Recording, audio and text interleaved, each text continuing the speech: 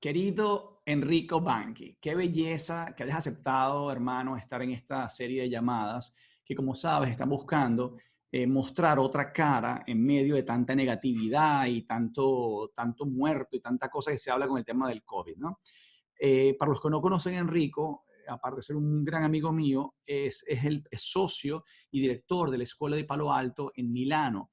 La Escuela de Palo Alto en Milano es una de las escuelas más importantes de entrenamiento para grandes multinacionales, empresas, desde el ejército italiano hasta las compañías Ferrero Rocher, o sea, todas las compañías más grandes de Italia, parece mentira, pero han sido o han pasado en algún momento sus ejecutivos por esta escuela de gerencial, ¿no? Es como la Bocconi, pero digamos como más de entrenamiento. Entonces, Enrico, cuéntanos, la idea que queremos hoy es conocer un poco tu historia, tus inicios, las dificultades que has conseguido y al final del día, como todo líder, que se vea que al final del día el hecho de ser positivo, el hecho de mantenerte constantemente trabajando, el hecho de mirar el vaso siempre medio lleno y no medio vacío, son factores del éxito. Así que mil gracias, brother, por estar en estas llamadas y por favor, cuéntanos tu historia.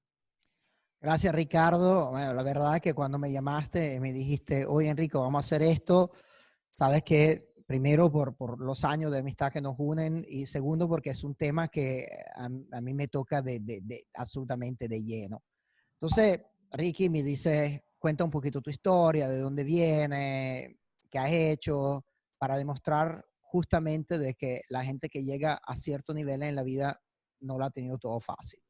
Mira, la historia es larga, pero vamos a resumirla. Yo soy milanés de nacimiento. Yo nací en 1961. Eso significa que este año es el último año de la década de los 50, aunque tú y yo creo que nos conocimos de cuando yo tenía como 30, una cosa así. Tú eras un nené. ¿Verdad?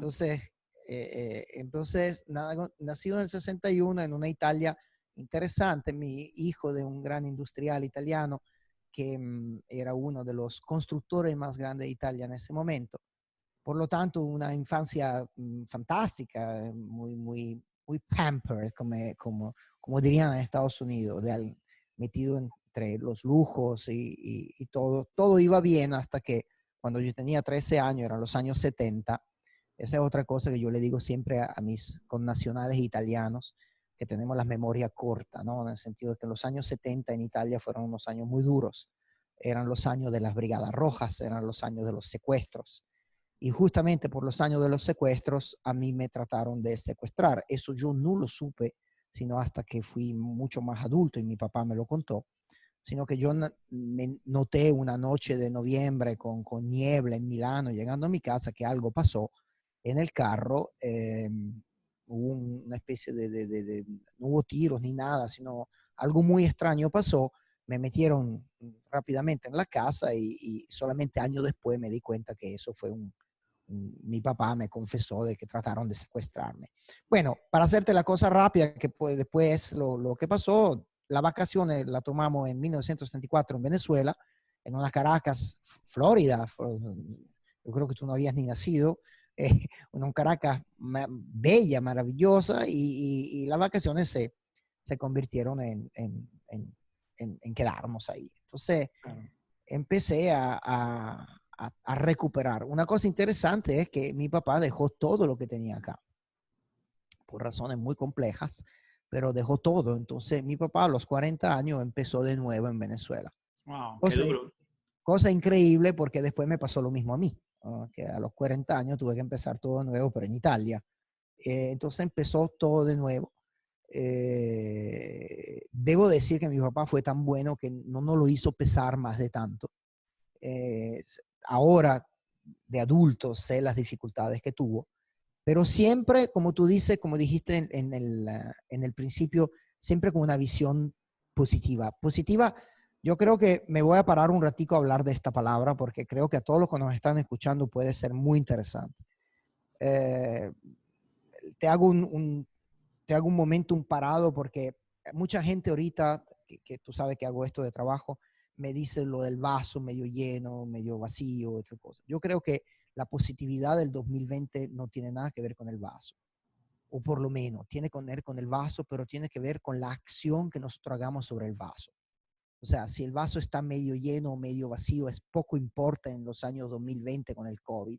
Lo que importa, Ricardo, es lo que tú hiciste toda tu vida y lo que he hecho es llenemos este vaso. O sea, yo muchas veces voy a mis conventions donde me invitan a hablar y yo le digo, hermano, el vaso no lo quiero escuchar más. La positividad significa llenar el vaso.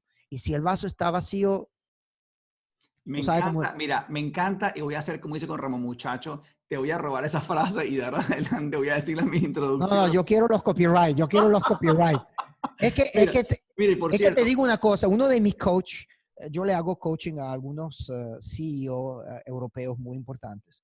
Y uno de mis coaches, al cual le enseño a hablar en público, un día me agarró esto y en una convention muy, muy importante en Alemania de su empresa, agarró un vaso y lo rompió. Así, ¡guay! Rompió el vaso, ¿no? Y todo el mundo se acuerda de eso, porque dijo, estoy harto del vaso medio lleno, medio vacío. Llenen este vaso, ¡pa! Y rompió el vaso. Es una historia verdadera que espectacular, me ha quedado, ¿no? En el sentido, basta con este vaso, o sea, ya me está. encanta. Llena el vaso está vacío, Mira, y te iba a decir, Enrico, sobre ese mismo llena. tema, como sabes, esta serie de conversaciones las estoy haciendo para justamente motivar.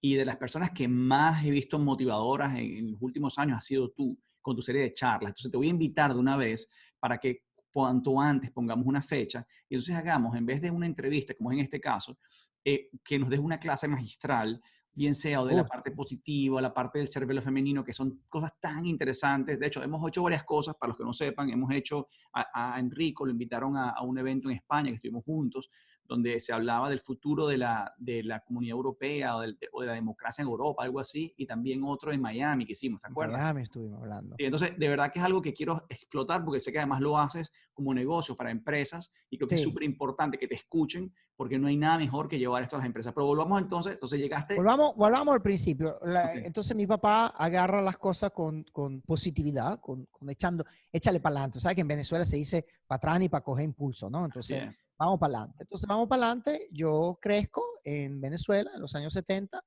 y luego voy a estudiar la única cosa que podía estudiar yo, cuarta generación de ingeniero civil. Entonces, en ese momento soy muy afortunado y yo creo que en alguno de de las personas que has entrevistado debe haber alguien que estudió conmigo en la metropolitana. Nosotros fuimos el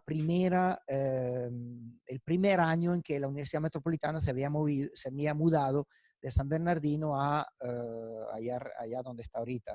Sí, arriba, la Miranda.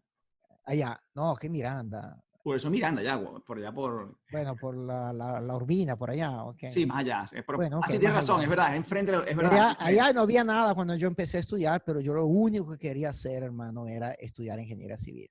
Yo quería ser ingeniero civil y me gradué en la Universidad Metropolitana de Ingeniero Civil y enseguida hice algo que ahora utilizo muchísimo en mis clases de leadership, que es que una empresa venezolana bien famosa de pilotaje necesitaba un ingeniero residente para la estación de Punta Barima. Para todos los venezolanos que nos están escuchando, la estación de Punta Barima es una estación que pertenecía a Ferrominera del Orinoco y que en teoría iba a ser construida para hospedar 45 pilotos de barcos que entraban por el delta del Orinoco y navegaban hasta Puerto Ordaz para cargar briquetas de hierro o de aluminio, realmente de hierro porque era para Ferrominera. ¿Qué pasa? Que yo pasé mucho tiempo ahí. Creo, verdad, que me pareció mucho más de lo que fue. De repente fue como un año en el cual nosotros construimos eso, pero ahí no había nada. Yo tenía 22 años recién graduadito y llegué ahí en medio de 60, 70 obreros y casi me querían comer vivo. Entonces, me enteré después de que me dieron ese trabajo porque no lo quería nadie. Ese el trabajo no quería nadie. Tenías que vivir en medio del río, en medio del Amazonas. O sea, estábamos en el delta del Orinoco. Y fue duro, fue durísimo. Entonces, otra de las cosas que esto me ha enseñado en el tiempo es que mucha de la gente que tú seguramente has entrevistado y ha tenido éxito, ha empezado en forma no cómoda, pongámoslo así. 100%, Enrico. Evidentemente yo estaba haciendo mi trabajo y me encantaba mi trabajo, pero yo vivía y dormía con los obreros y puedo escribir un libro sobre todas las cosas que pasaron ahí. Claro. Y te recuerdo que en el 1983 no habían celulares, no había nada. Entonces, Sí, estaba realmente perdido. una Wow. vez que yo le decía a mi papá, mira, me voy porque voy a trabajar, y yo venía 2 días o 3 días cada 3 semanas, una cosa por el estilo. Mi papá y mi familia no tenía como hablar conmigo por Wow, tres sí, sí. semanas. Entonces, imagínate hoy en día que tu hijo te diga, me voy, papá, y tú no sabes dónde está por tres No, semanas. olvídate. Ahorita le ponemos GPS y sabemos dónde anda, y lo sacamos de WhatsApp. Yo me iba y me iba a la jungla en medio del Amazonas y no regresaba sino en 3 semanas. Y mi papá y mi mamá tenían que vivir 3 semanas sin tener absolutamente ninguna noticia mía, sino de repente ir a la oficina de la empresa y decir, mira, Enrico está bien. Entonces le decían, está bien. Esto te lo digo porque en mi trabajo de ahora de consultor, a veces me llegan ingenieros jóvenes, graduados, tú sabes, ¿no? Bocconi o cosas por el estilo, y te empiezan a preguntar dónde trabajo. Y me provoca decir, trabajas donde te manda la empresa, hermano. O sea, la empresa te manda, y dentro de algunos de mis clientes está Eni también, que tienen los pozos petroleros, las plataformas, que eso es En un el sitio medio del muy mar, es duro, una en locura. medio del mar, en las costas de Angola, enfrente al África. Esos son sitios duros, complicados de ir. Pero eso hace que poco a poco te aumente esa cosa famosa ahorita, que era famosa antes, que se llama resiliencia, ¿no? Entonces la gente se te empieza a ser más resiliente. Bueno, regreso a, a Caracas Caracas. después de una buena entrevista y empiezo a construir por mi cuenta. Monto una empresita, mi papá me dice, dale, échale pichón, porque tú sabes cómo se decía, dale, y yo monto una empresita y empiezo a hacer cosas que nadie quería hacer. Yo era en Venezuela en los años 80, era uno de esos ingenieros que tenía una pequeña empresa que trabajaba también para el gobierno. Cuando nadie quería cuando nadie quería hacer ese trabajo, yo lo hacía. Construí en Turgua, construí kilómetros de carretera en medio de las montañas, desastre. En el Ávila me mandaron a construir cosas para la Guardia Nacional, tenía que subir los sacos de cemento en mula, y entonces bajaban en asno y se caía la gente. Entonces era un momento de que lo que los Claro. demás no querían hacerlo, yo lo hacía. Esa es la realidad. Cambié empresa, trabajé con mucha gente muy famosa en Venezuela, hasta que, hasta que cuando yo tenía 30 años, mi papá murió de repente, murió en un par de semanas después de que descubrieron que tenía cirrosis. Entonces muere mi papá y muere así, sí, sin avisar, sin aviso, pues no es. Sí, 30 años es muy joven, vamos a estar claros, es Yo bien tenía joven. 30 y mi papá tenía 56. Entonces, a los 56 años, en su pleno apogeo, con su familia chévere, con su hijo graduado, no sé qué, muere mi papá. Mi papá y mi mamá mi mamá también murió, pero mi papá y mi mamá eran una de esas parejas de antaño, tú sabes, se conocieron cuando eran chiquitos, 14 años, una cosa por el estilo, se casaron, estuvieron juntos toda su vida. Esto lleva a mi familia esto lleva a mi mamá a una fuerte depresión, como es casi lógico que sea. Y me dedico por unos cuantos años, de repente un poquito menos, por un par de años a seguir los negocios de familia. Papá y mamá, estoy seguro que muchos de los entrevistados tuyos lo conocían, teníamos una tienda en Concresa que se llamaba Patrini, Giovanni Patrini, que era muy, muy famosa durante los años 70 y 80. Eh, Tu familia conocía a mi familia, Claro, porque tú sabes que en esa claro, claro. época lo que iban bien se conocían más o menos todo en Caracas. Yo empiezo a trabajar hasta que un día eh, pasa algo y unos personajes particularmente interesantes en Venezuela me llaman y me dicen, oye, ven a trabajar con nosotros. Bueno, realmente fue un poquito más complicado que esto. Digamos que la forma en la cual yo empecé a trabajar para un grupo en Venezuela fue muy interesante. Lo que siempre me dijeron fue, ¿estás en capacidad de hacer esto? Entonces yo le decía siempre que sí.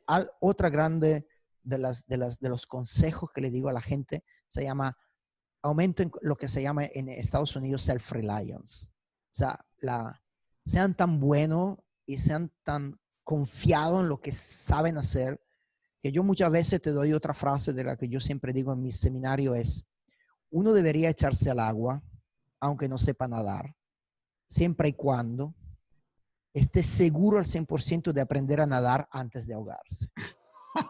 Me encanta. Eso, eso ha sido para mí el lema de mi vida.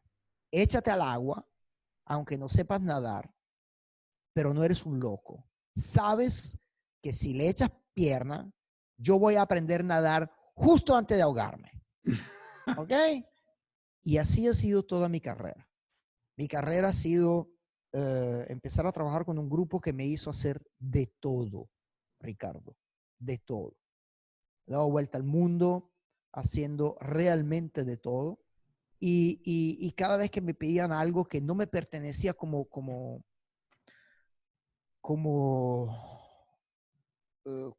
como profesión, o sea, que no tenía nada que ver con la ingeniería civil, que era la construcción, yo le decía, ok, y lo que hacía es otra cosa de la que hoy en día está salvando los líderes. Si yo no sé hacer algo, estudio. Y hoy en día, te acuerdo, Ricardo, que en los años 80, 90, Internet estaba empezando. No era como ahora que vas en YouTube y aprendes cualquier cosa. Era un poquito más complicado, tenía que ir a los cursos, tenía que ponerte a la orden. Por ejemplo, yo tuve la suerte de que me mandaron a estudiar mucho con los grandes gurús de los años 90 en Estados Unidos. Yo estudié con ellos, pero siempre fue así. Oye, ¿quieres aprender negociación? Sí, mañana vas y aprendes. Entonces, no había, una de las cosas que nunca hubo en mi vida era la posibilidad de decir que no. Porque si tú decías que no, te parabas. Hoy en día yo veo muchísima gente que, bueno, déjame ver, vamos a ver, sobre todo aquí en Italia, vamos a ver, bueno, pero explícame bien, pero quiero estar seguro que eso nunca ha sido parte de mi vida. El estar seguro que no existía. Entonces, con este grupo yo di muchísima vuelta. Aprendí muchísimo, les debo muchísimo a ellos porque me enseñaron todo lo que yo no sabía, me lo enseñaban. Pero otra cosa que es importante en los líderes de hoy en día, que las cosas que te enseñan las tienes que poner en práctica. 100%. Porque tú sabes que yo hago el trainer ahorita, acabo de terminar con una transnacional online y yo lo que le estoy diciendo hoy a los managers de hoy, a los gerentes de hoy es, señores, yo les estoy enseñando algo, ustedes mañana tienen que llegar y ponerlo en práctica. Porque si no, son palabras que se le llevan el viento. Es así. Si no son cosas que parecen dichas, muy bonitas, muy lindas, el gurú dice, pero no entiende. Entonces, siguiendo un poquito la historia, que de paso es muy compleja, porque de paso en todo esto, Ricardo, otra cosa que enseñó mi vida, si se puede decir así, marcó mi vida, es que en el año 1992, 2 años después de la muerte de mi papá, me divorcio. Y en el divorcio eh, doy el consentimiento para que se lleven mis hijas a Australia. Yo tengo 2 hijas en Australia, bellas y preciosas, grandes, ya 30 años va a cumplir Nicole. Y se llevan mis hijas a Australia y eso ha sido muy duro, muy duro. Tú tienes hijos, te puedes imaginar. Sí, Mis hijas eran chiquiticas, mis hijas eran muy chiquitas y se la llevaron a Australia. Lo que hice no se lo recomiendo a nadie, sino que en ese momento particular empiezo a hacer deportes extremos. Entonces empiezo a volar parapente, entonces desarrollo un amor por los deportes extremos. Los deportes extremos te enseñan algunas cosas particularmente interesantes en la vida, que puedes ser loquito, pero no demasiado. Porque si eres loquito haciendo deportes extremos, te matas. claro. Entonces, digamos que no era mi intención matarme, más de tanto. Entonces, te enseñan lo que se llama la calma tiesa. Te enseñan la tranquilidad en medio de la tempestad. Te enseñan de que tienes que tener cuidado en lo que haces y tienes que tener cuidado en el mínimo detalle porque de eso va tu vida. Como siempre me dediqué a eso y me divertí muchísimo con unos grandes trainers que yo tuve, grandes instructores. eso después se desarrolló cuando llego a Italia, pasé del parapente al aliante, ¿cómo se dice en español? Al planeador. Entonces, yo soy piloto de planeadores, ya no vuelo más porque ya no tengo el feeling para poder volar, además no tengo las horas ya. Pero esa es otra parte de la que siempre me ha gustado un poquito de mí mismo. He hecho siempre muchas cosas. Me he mantenido extremadamente activo y todo. Me vuelvo a casar, cuando después del divorcio me vuelvo a casar con una mujer maravillosa que cumplimos 25 años de matrimonio y todo iba muy bien hasta que un día, porque estábamos en Venezuela, la secuestran. Ahí la secuestraron, no sabía que secuestró a tu esposa. Claro que sí, Claudette la secuestraron. Ah, wow. La secuestran en un día cualquiera y se la llevan con el secuestro expreso, ¿no? Se la llevan por ahí 6, 7 horas y después la tiran en una alcantarilla, en un foso, una cosa por el estilo. Entonces, llega a la casa y como se puede imaginar, empieza una especie de malestar interno con el país, con lo que está pasando, con un poquito con todas las situaciones, complicaciones por aquí, complicaciones por allá, pero sobre todo mucha inseguridad personal. Tú sabes, todos los venezolanos que han estado contigo lo saben perfectamente. Y funciona así hasta que el año siguiente la tratan de volver a secuestrar. Wow. ¿Ok? Entonces no logran secuestrarla porque un vecino se da cuenta de la cosa, entonces tira la alarma y en ese momento la decisión viene y la decisión es Basta, chao. vámonos de aquí. No creo que es una decisión compartida con Claro, 100%. miles y decenas de miles de compatriotas nuestros Claro. venezolanos y en vez de irme a Miami, donde estás tú ahora, que era un poquito tú sabes, el paradero natural del venezolano que se siente un poquito entre Sudamérica y América. Una situación de familia, mi abuela no estaba muy bien, me vengo a Italia y yo digo, ¿sabes qué? Me regreso a Italia. En ese momento pierdo todo lo que había hecho, Ricardo, todo lo que había hecho y empiezo desde cero. Cero. Eso era el 2001, empiezo desde cero, pero siempre con la misma historia del vaso, ¿no? Ok, el vaso se vació, llenémoslo. Vamos a llenarlo. ¿Estás seguro que lo vas a lograr en Italia? No, no estoy seguro. Pero estoy seguro de mí mismo. Y estoy seguro de otra cosa, de que mi familia está conmigo, ¿no? Muy importante esa parte de la situación es clave. Y aquí en Italia me pongo en juego. La primera cosa que hago es regreso a la academia y yo di clase a la universidad varias veces. Primero en Venezuela ya daba clase de ingeniería, de resistencia a materiales y de estructuras en acero. Entonces cuando llego aquí me llaman a dar clase de una cosa muy, muy particular que yo lo hacía por hobby, no lo hacía por negocio, yo lo hacía por hobby. Yo por hobby me había enamorado del training, de hablar en público. Eso se lo debo a Disney, porque Disney me enseñó muchas cosas. Bueno, en mi vida, como te probablemente entenderás, hay muchos más, pero en media hora no lo podemos decir. Hay muchas más cosas que me hacen enamorarme de esta profesión, de hablar, de comunicar con la gente. Y cuando llego a Italia me ofrecen prácticamente a gratis, en el sentido de que con una paga mísera, o sea, cero, me dice, pero ven a dar clase en el Instituto Europeo eh, de Finanza, una universidad europea. Ven a dar clase en inglés de consumer behavior, de comportamiento del consumidor. Tú dices, ¿qué sabías tú del comportamiento del consumidor? Bueno, yo había dado unas clases, me leo las cosas, tú sabes, ¿no? La misma historia de siempre, me echo al agua sin sabiendo de qué voy a aprender. Bueno, de hecho, aprendí muy bien. Estuve 3 años en la universidad dando clases. Me hice muchísimos amigos. Y ahí fue donde empieza a rodar la bola, pues. Otra de las cosas que le podemos decir a la gente que te escucha es, las bolas para entrar tienen que estar rodando, ¿ok? Tienen que estar moviéndose. Entonces, si tú vas a jugar pool y no mueves las bolas no 100%. entran, ¿ok? Y tú lo sabes muy bien y sabes por qué te lo digo, pero las bolas tienen que rodar. Entonces, otra cosa que yo enseño a mis hijos es pongan a rodar las bolas. Ay, que no, bueno, pégale. Le digo, bueno, pégale a ver qué cae. Pero si la bola estás esperando por el golpe perfecto, No arriba más, nunca yo, llega. no sé si llega, de repente llega, pero Claro, no estás seguro, pero la bola rueda. Entonces pongo a rodar claro. la bola dando clase en la universidad. Repito, no solamente pagaban poco, sino que pagaban mal, pagaban poco y pagaban mal. Pero conocí mucha gente. Y de ahí, de rimbalzo, de rebote, conocí a mi socio de ahora, Marco, al grande Marco. Marco. Conozco a Marco.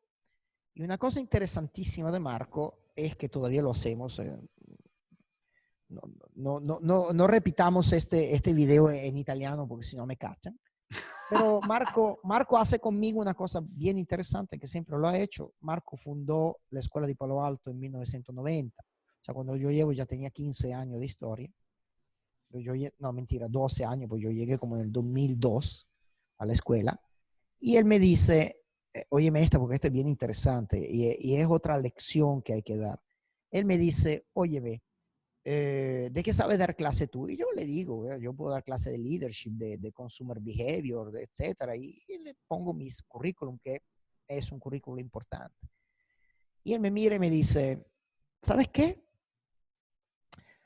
Yo mañana tengo un curso exactamente para esta cosa que me estás diciendo de planificación estratégica.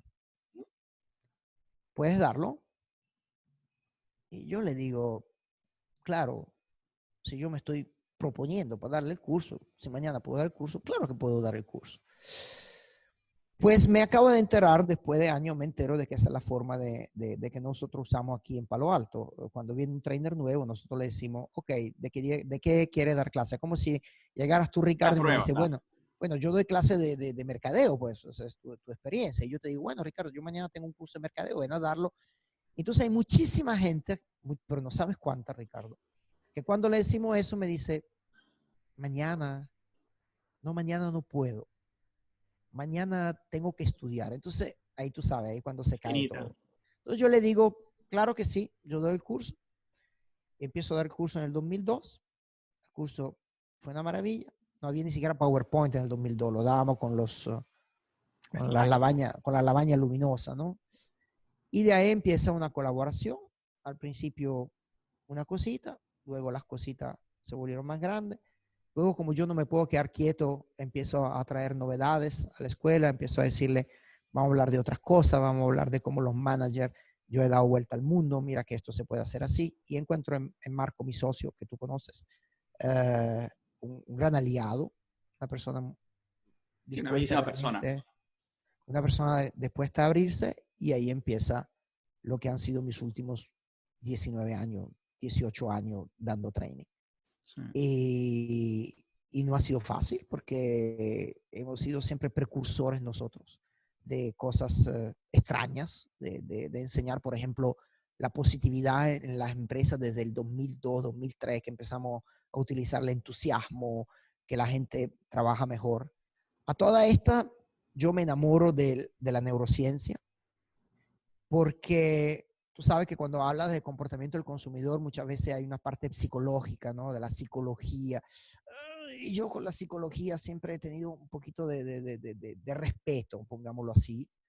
Mientras que con la neurociencia, como tú sabes, ¿no? Ingeniero, me enamoré de la neurociencia porque entiendo de que si hay una máquina que funciona así, este es el producto. Entonces me enamoro un poquito de esto y empiezo a estudiar de nuevo, seriamente, con neurocientíficos, con gente muy experta.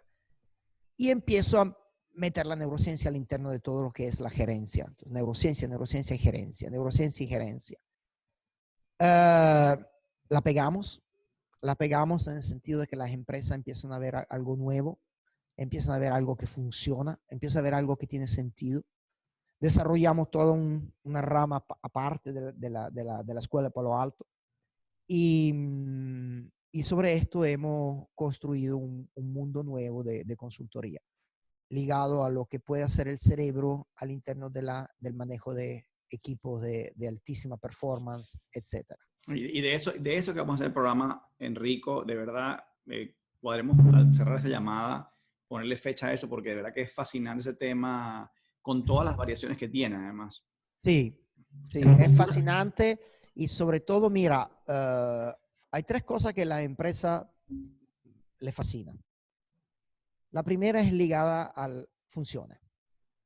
Funcione. Y la gente le presta atención porque es muy de moda y muy nuevo.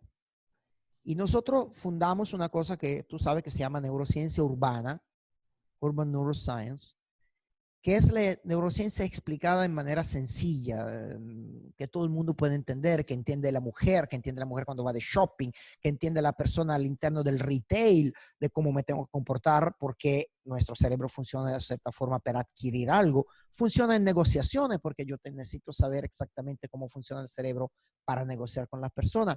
Y funciona también simplemente cuando tengo que montar equipos de trabajo. Funciona, ha dado resultado, lo hacemos de manera entusiasmante, porque de eso se trata. Y también lo hemos llevado en política también. ¿Te acuerdas cuando empezamos? Claro. Tratamos de explicarle a la gente de que la gente no vota con la parte cognitiva del cerebro, sino vota con otra parte. Es así. Mucho más. Pues, de hecho, deberíamos hacer dos. Uno para el tema político y uno para el tema marcas. Pero de verdad, o sea, van a ser dos y los hacemos la semana. Cuéntame una cosa, Enrico, para la última parte de la entrevista, ¿qué edad tienes? Yo tengo 58. 58. ¿Te acuerdas cuándo fue la primera vez que ganaste dinero? ¿Qué edad tenías? Wow, cuando empecé a ganar verdadero dinero, tenía como... puede ser el primerito, vendiendo barajitas o lo que sea, alguna cosita. ¿Vendiste algo de chiquitito o nunca hiciste negocio cuando eras pequeño? Sí. Yo te digo que hacía negocio. Ya, wow, ahora que me preguntas estas cosas, interesante. Tú sabes que uno de mis hobbies, yo monté caballo por mucho tiempo. Fui equipo venezolano, monté en Colombia, pero tenía la pasión de la fotografía. Era un fotógrafo de los años 70. Y entonces uní la pasión de la fotografía con la pasión de montar a caballo. Y yo por muchos años en Venezuela, yo era el fotógrafo de los concursos de los concursos, de los torneos. Entonces yo montaba en la mañana y tenía un amigo, un grandísimo amigo con el cual sacábamos fotos en la tarde y pasábamos toda la noche en el cuarto oscuro revelando. ¿Okay? ¿Qué edad tenías ahí? Ahí tenía 17, 18 años. Buenísimo. ¿Okay? Entonces me acuerdo perfecto, Ricardo, que yo iba con todas mis fotos reveladas.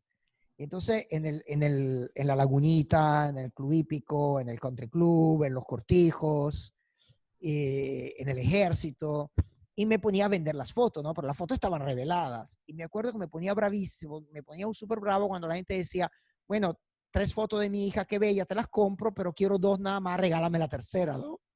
Entonces decía, bueno, ¿por qué te tengo que regalar la tercera? Oye, vale, pero bueno, vale, si no la vas a votar. Entonces la gente me decía, bueno, bótala. Entonces venía al final de la tarde, bueno, pero sí, me ganaba mi platita. Está bueno. Creo que las vendía a 20 bolívares. Okay. Tu mayor fracaso en la vida, Enrico, porque todos tenemos varios, o uno, o grandes, o varios. ¿Tú sabes qué? Yo los borro, Ricardo. Wow. No lo sé. Brincamos a la siguiente, a ver si te acuerdas del camino. Brinca a la siguiente, porque de verdad, ¿Tu mayor éxito? Una de las fuerzas es eso de que cuando te va mal algo, oye, bórralo. Borrado, Por eliminado. supuesto que hay muchos up and down, ¿no? Claro. Ok, pero yo trato de verdad de borrarlo. Mayor éxito. La primera vez que di un discurso frente a 1.500 personas y en 1.500 personas me aplaudieron por 10 minutos. Wow. Sí. ¿Tú tienes un monto de dinero para parar de trabajar o no pararías nunca de trabajar? No, yo no paro de trabajar, estás loco. Me encanta. No, ni se me ocurre. O sea, mejor consejo que... No digo en qué, pero... Claro. Es más, ahorita en el lockdown, estuvimos en lockdown los primeros 2 días tú dices, bueno, estoy aquí tranquilo, no sé qué, pero al tercer día ya te estás Bueno, pues así. o sea, Mejor consejo que te han dado, Enrico. uh, el mejor consejo que me han dado. El mejor consejo que me han dado ha sido el que está ligado a las pelotas de pool y al seguir aprendiendo cosas nuevas. El mejor consejo que me han dado es cuando alguien te da una oportunidad, agárrala.